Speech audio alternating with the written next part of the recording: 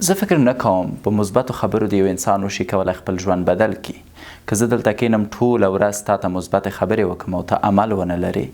او په خپل ذات کې غیرت ونه لرې او ونه وایې چې زه غواړم خپل ژوند بدل کړم ته د خپل ژوند نشي بدلوی که زه هر څومره زیار وباسم مګر دا چې ته عمل ونه کړې زه نشم کولی ستا ژوند بدل کړم ځکه الله سبحانه وتعالی وایي چې زه نه بدلوم حال د هغه چا چې نه بدلوي حال خپل نو دا ډېره زیاته مهمه خبره ده چې تاسو ورته پام وکړئ چې مثبتې خبرې نشي کولی ستاسو ژوند بدل کړي بلکې مثبت عمل کولی شي ستاسو ژوند بدل کړي او د مثبت عمل دپاره تاسو باید پوه شئ چې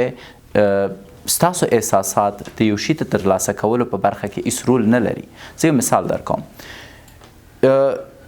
هر انسان انرژي لري. هیڅ انسان ماته نشي ویلی چې زه انرژي نه لرم، زه بې انرژي یم. ته انرژي لرې، که د تا سترګې رپیږي، که د تا خوله کار کوي، که د تا لاسونه کار کوي، که تا ته خوب کوي، که تا ته ګرځي، که ته ډوډۍ خورې، معنی دا چې انرژي لرې. کله چې یو انسان مطلق مړ شو، ماغزه بوم د منځه لاړه، زړه کار پرېښود، ساه نوره نشي اخیستی، مړ شوې، مطلق مړ شوې،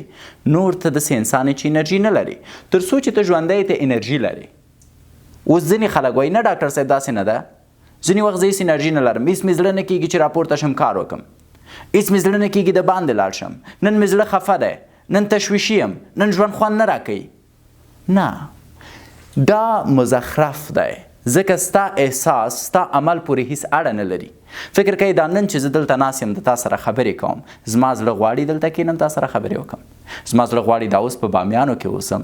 او ښایسته لامبو وکړم او وروسته د هغې راپورته شم، یو ښایسته سټک ځان ته جوړ کړم او ویې خورم.